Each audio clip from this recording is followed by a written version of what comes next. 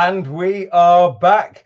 Welcome back to our little Who on the Wirral mini-com. And I am delighted to say that with us is someone who I personally consider to be a little bit of the royalty of Doctor Who, because I watched him and was genuinely terrified of him when I was 10. And then I watched him with my own son when he came back to the series. One of the few people to have been in both classic and modern Doctor Who. Colin, good evening. How are you? I'm very well indeed, Paul. Thank you very much. Good evening to all you viewers. Yes, thank you so much for joining us. It's a pleasure. Oh, it really is. It's delightful for me. Well, we don't have that long, and there's an awful lot I would like to talk about. So, right. Can I take you right back to the beginning here? When did drama first mean something to you? Was there a teacher? Was there a moment in school? Something that sparked that interest off? My first stage appearance was at my school, the infant school, and I played one of the little pigs. And I don't remember anything about it, but I'm told that I played a little pig. But anyway, it was a teacher. I remember the guy's name. His name was Probert, Mr. Probert. And for some reason, he said that I had some sort of fortitude for speaking for the drama at the school, I think, and suggested that I went to drama lessons. So suggested to my parents that I went to drama lessons, and my parents said, "Yep, fine." And of course, by going there, it had to pay for it. I went to the Italia Conti Stage School, which at the time was the most famous stage school, and probably is the oldest of the stage schools. Excuse me, a bit of a frog in my throat this evening. And that's where I started, and I started going on a Saturday morning into Archer Street, which is in Soho, Piccadilly, and that's when I suppose I really had the bug, but it really encouraged me, and I loved it. I loved every minute of it. And then after a while, the Conti school people said that we think we could do more with Colin and for Colin if he would have become a full-time student. And which, of course, as I said, it was my parents had to pay for it. I was like going to private school, and never heard of in our family anyone going to private school and paying for your education. But they managed to do it, and eventually I started working as a child actor and started able to pay my own school fees. And that's really the beginning. So I see when I was reading up about you and it said Italia Conti, I assumed that was sort of the equivalent of a degree, but you went before that then as a child to the Italia Conti. Oh yes, I started at 11 years old. I've been right. I see. Yeah, I see. Lovely. I'm nearly 80, and so I've been an actor since the age of 11. Right, and also since the age of 11, I'm guessing then is when you would have first met a gentleman called Graham Harper. Oh, good gracious me! Also at the Italia Conti, wasn't he? Also at the Italia, yeah, lovely, and we've remained mates to this very day. It's lovely, Graham. Never changed. He's exactly the same as a lad that he is now when he's directing. He a very good actor, Graham, because he was an actor before he decided his forte lay behind the camera, and I tried to make a living in front of the camera. He's such a nice bloke, such a lovely bloke. Well, I mean, and you did make a living in front of the camera, didn't you? Because I mean, I was just looking at a little list of sort of your earlier work, and we go Noddy in Toyland, Jennings Goes to School, Great Expectations, The Secret Garden. This is all before the age of 16, isn't it, though? Absolutely it is, yes. And then also before the age of 16, I became the youngest member of the Old Vic Company in 1957. I played all the boy parts in Shakespeare at the Vic. Oh, so who were the names at the time? Oh, names. Oh, crikey! But they're wonderful. Probably a lot of people never heard of them. But Robert Helpman, who was very famous. He was the child snatcher in Chitty Chitty Bang Bang. Chitty Chitty Bang Bang. Yeah, and Barbara Jefford. Lots of theatre, well-known theatre names. You know. Yes. Today now, if you haven't been on the telly, nobody knows who the hell you are. You know, it's but huge talented cast. Yeah. So I mean, you really were straight into the industry, basically, and you've been there ever since Man and Boy. Then, yes. were you the first member of your family to actually work within the arts, or is this? Oh, absolutely. Yeah, my dad was a part-time scene shifter. He used to help move the sets around in the West End. Ah, That's right. the nearest we got to the theatre in Hmm. our family. So, did you go to the theatre as a young boy, or was that I, out the question? I think I went a reasonable amount of time to the Hmm. theatre, and then sort of spending a lot of time. I did a lot of plays in the West End, which was lovely. So I spent a few years in the West End. Hmm. Yeah, I've been to see a few things, obviously. Yes. And that will have helped with that spark. So your career sort of takes off there, and then you're working across. Of course, you're working in theatre, film, stage, television. Did you have a preferred medium that you preferred to work in out of them, or were you just happy to work? I think probably happy to work, although I do the preferred medium. I think for me and many actors of my era is the theatre. To my mind, that's where the art of the actor comes into play, and there's no margin for error. Today you're in I don't know, Crossroads or Z Cars or whatever it was, and if you mucked it up, you can go again. But you can't do that in the theatre. You're on the stage. You're on your own, and which is so that is, and yet it's the most terrifying. It's the most. I've spent so many times backstage on the first night, waiting to go on, waiting for my cue, thinking, "What on earth am I doing here? I'm terrified at my life. Why am I standing? Wait, and then the cue, and I was on, and got, and but it's nothing like the theatre. Nothing like the smell of the theatre as well. And I played quite a few theatres in my time, trodden a few boards, as they say. Yes, yes. Was there? I'm always fascinated by how the industry has changed, and one thing which I must think must be so peculiar these days is as actors working in television now, there's basically no rehearsal, is there? How Absolutely. how does that affect you? Because it must be very strange. It it doesn't affect me as Colin. Mm, It affects not only my performance, but the person I'm working with in those scenes. It affects our performance because we do not have time to gel. mm, When you start rehearsals years ago, when I was doing Zedcar, Dixon's Dot Green, for goodness sake, which dates me. Yeah, God, yes. I mean, man and boy, my goodness me. And you turn up on a Monday morning and you sit around the table and you all have coffee and you all chat and you all go around and say, well, this is Colin, he's playing so-and-so. This is Mary, she's playing to so-and-so.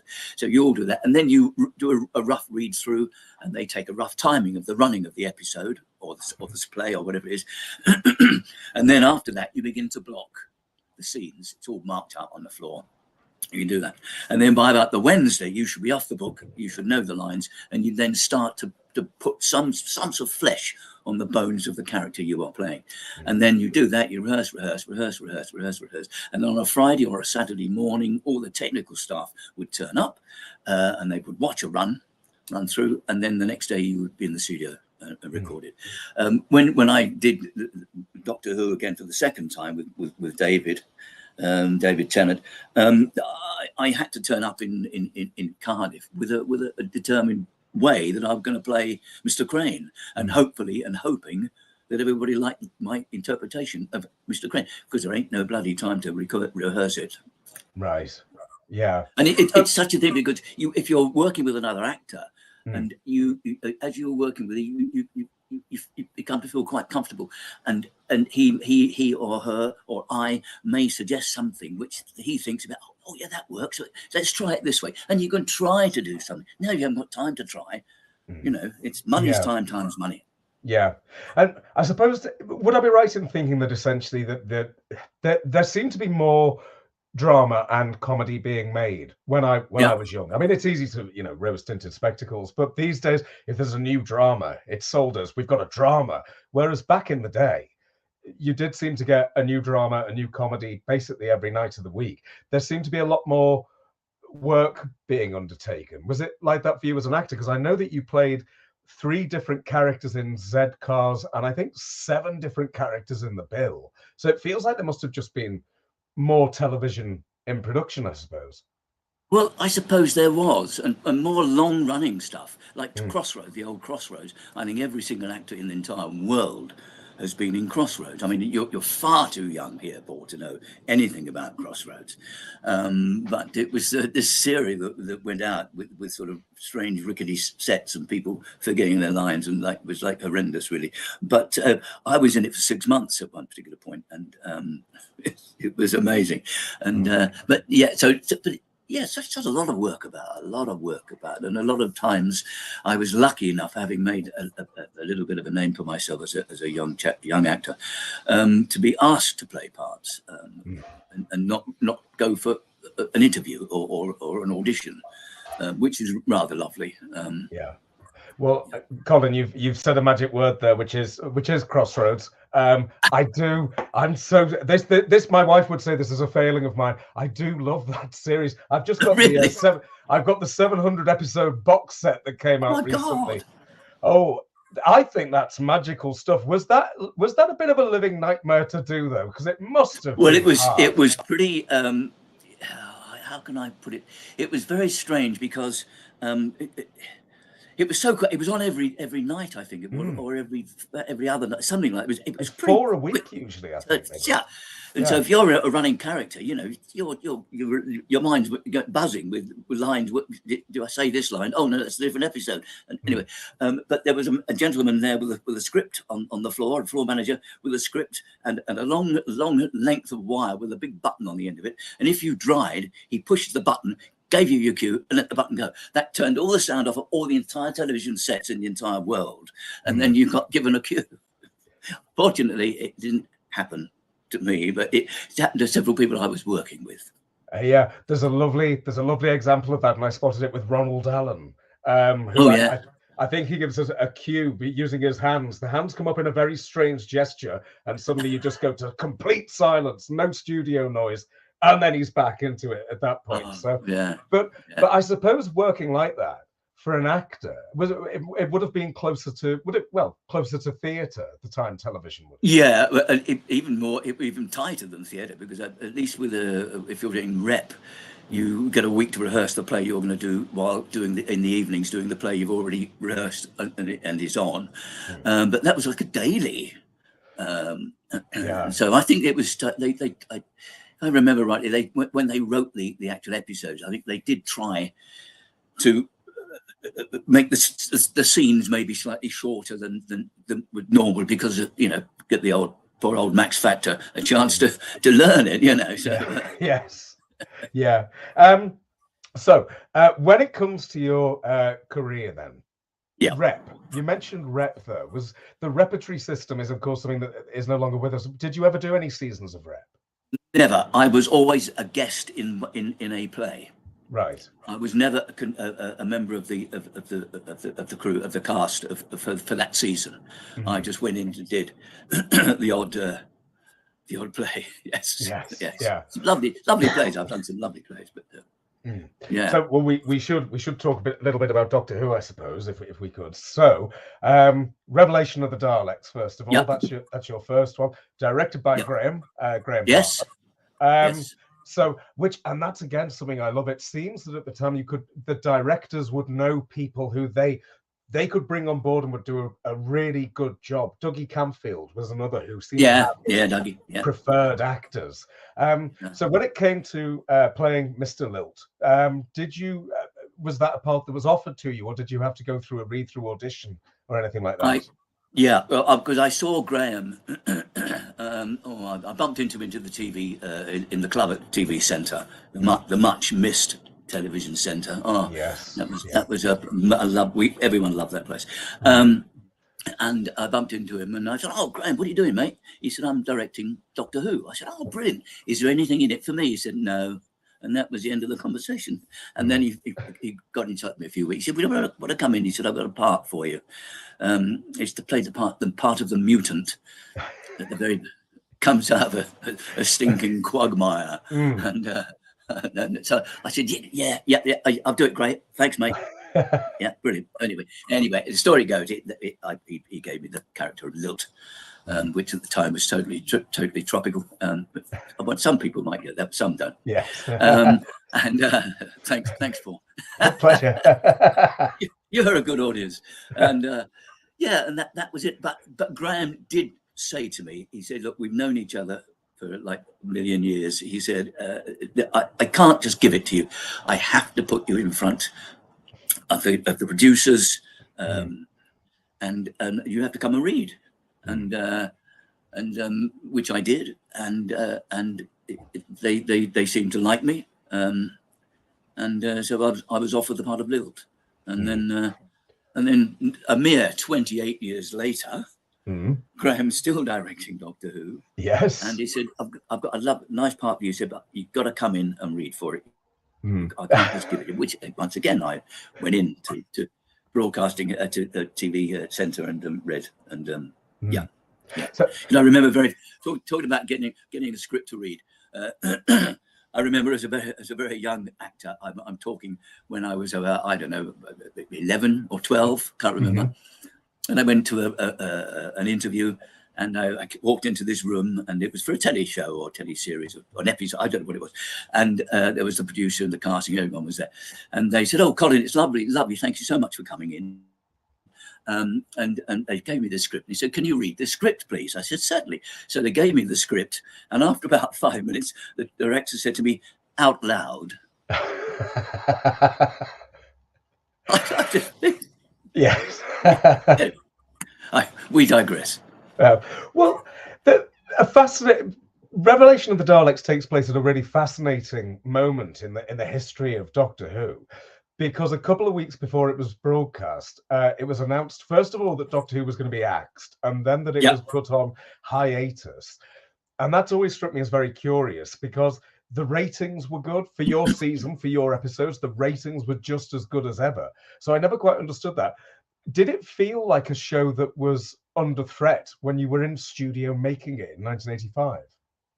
I don't think it did, to be honest, Paul. I mean, I spoke to a couple of people that were in it, and Trevor, and we didn't seem to feel that there was anything going. We were rehearsing a show to do, and we were going to shoot it on October the 19th in the studio. Didn't really, it didn't come across to us like that.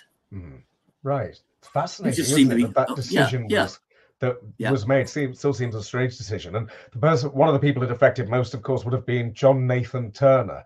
Do you have memories of JNT? He's a bit of a legendary figure, JNT. Yeah. How do you remember him? I just remember him as a lovely guy, and really, we didn't see a great deal of him. He was in and out when we were working, and of course he was long gone by the time I went back into it. But very amicable, and had a few beers with him in the BBC Club. Yes. Yeah. So before we move on to talk about 2006 and the return, can I take you back to TV Centre? There are some things which to us TV fans are just, heavenly. TV Centre, what was that like? With its, the design of it even is just perfect. What was it like to be an actor working there in its heyday?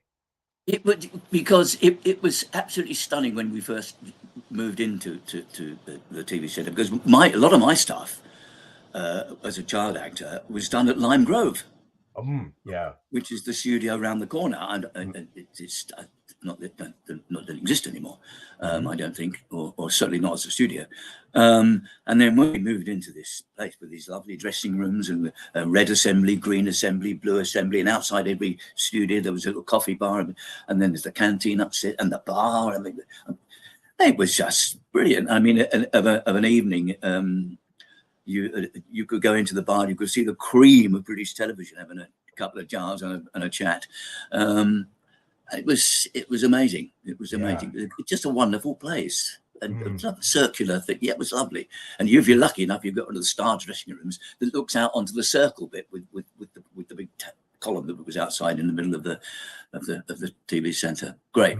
It seems such a bizarre decision to have done what they did to it. I don't understand that. I don't either. So many actors. We always talk about Rue the Day that they. I think there's still a studio there. But I think if I remember, they've got studios 1 to 3, but they demolished the others. Right. Yeah. So Yeah. that's what you're left with. But anyway, but 2006 then, the Yeah. return to Doctor Who, did it feel like a different program to the program that you had been in 1985? In respect of the lack of rehearsal time, yes, it felt totally different. But then by then, most of the programs you do, when I did Holby City, you don't do the whole thing. You go in and do your scenes. Yes. You know, so you're sort of working without. It doesn't seem to gel as well as it does, but and that's the way it works now. That's the way it does. They do it. But it was different. It was lovely to work with Graham, and it was great fun to do. Great fun to do it. Although it just seemed very quick, and you seem to make you go up to Cardiff, and then you just say the lines, and then quick camera run, and then let's shoot it. What? So there we go. Yeah, in a way, it almost sounds like we're sort of going back to those days of Crossroads, where it's just get it done. Yes, indeed, yeah. So, had Graham changed as a director, or had you worked with Graham on other occasions as a director, apart from those two? I have on other occasions. I can't remember what. A couple of things. Yes, I did. I can't even remember the name of the shows. I can't think of them, but a couple of times I worked with him on things, and we've been mates. We go out with our wives to dinner. Yeah. So we've been kept in touch since we were young lads in shorts at the Italia Conti Stage School.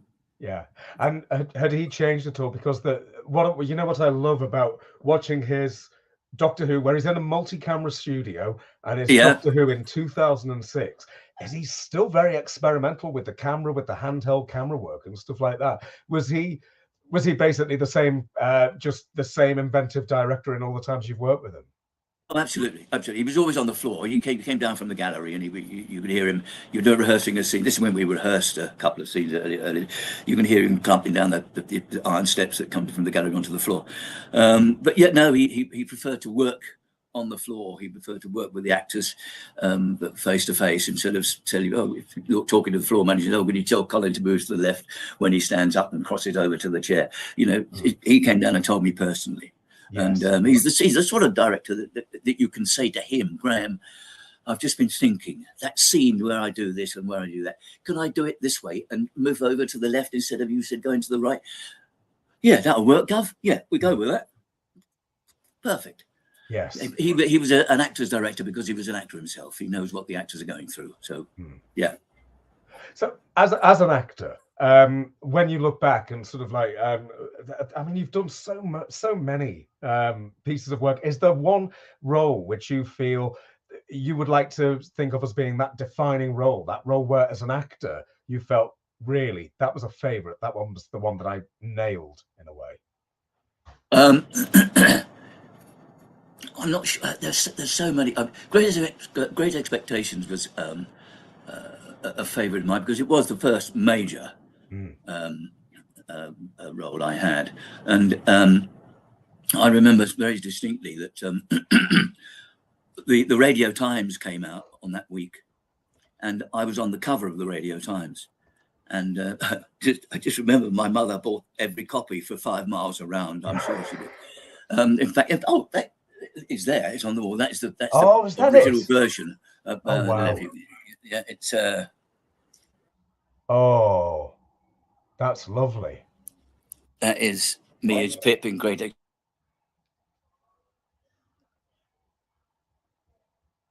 Oh, we have a little interference. Colin Spaull, we haven't lost you, have we? We might be getting Colin back. Are we going to get Colin back? Hello, Alex. Hopefully so. It's a lovely shot of his forehead. There we go. Are we back? Hello. Oh, there we go. Alex, you're back. Oh, thank you for leaping in. And it's quite all right. We could have done with you on the set of Crossroads. Oh no, that's lovely. That Radio Times, absolutely lovely to see that. Yeah. So that for you, that's when you think back, that's one of those series which just means a lot to you. Yes, it does, because as I say, it was one of the biggest things, and it was when it went out live. I was counted down, and I was carrying that show for the first 3 episodes as Pip, and a couple of things went wrong, which I managed to. I could see the floor manager tearing his hair out because the scene was going on, but I managed to get out of it and say something, which it moved on from. Sort of things like that I remember, and then I also remember something else which I did, a theatre production. I played Ronnie Winslow in The Winslow Boy. Yes. Which was fabulous for a young actor, a young boy actor. It was brilliant. I loved doing it, and it was great. That was another thing. I just loved it. It was a great, such a nice part. Yeah, I think it must have been wonderful. I mean, you've worked in this for me, what is a golden age of television, but it sounds like it was a golden age of theatre as well. It must have been absolutely wonderful to do that. So, well, we're just about at the end of our time with you now, Colin, already, right. I'm afraid. But really, thank you so much. Because, like I say, I remember 1985, you genuinely scared me. And when Erica told me I was interviewing you, I was thinking, he's not a very nice man. I'm still thinking of Mr. Left since I was 10. And then for my son to have sat there with my son when he was young and watched you again, it felt like we'd gone full circle. So, Colin Spaull, thank you very much for joining us tonight. My pleasure. Thank you for listening. Thank you, Alex. Thank you, everyone. Lovely. Cheers, Colin. Lovely. Thank you. Take care. Bye-bye now. Thank you. Cheers, Colin. Thank you. Excellent. So, there we go. That was lovely, wasn't it? So you are now relieved, Paul, of your duties. I am. Yes. Lovely. So, yes, what have we got next? Are we going for the video next, or Whose Line? I believe we're starting the video at the start of Doctor Who's Line. Doctor Who and Improv up next. So if you stick around on this page, you'll get a notification saying that the new video is starting soon. Paul, thank you. Thank you very much. At ease, and we shall see you on the other side. Cheers. See you later. Bye-bye. That's the awkward bit where I click end stream and it doesn't until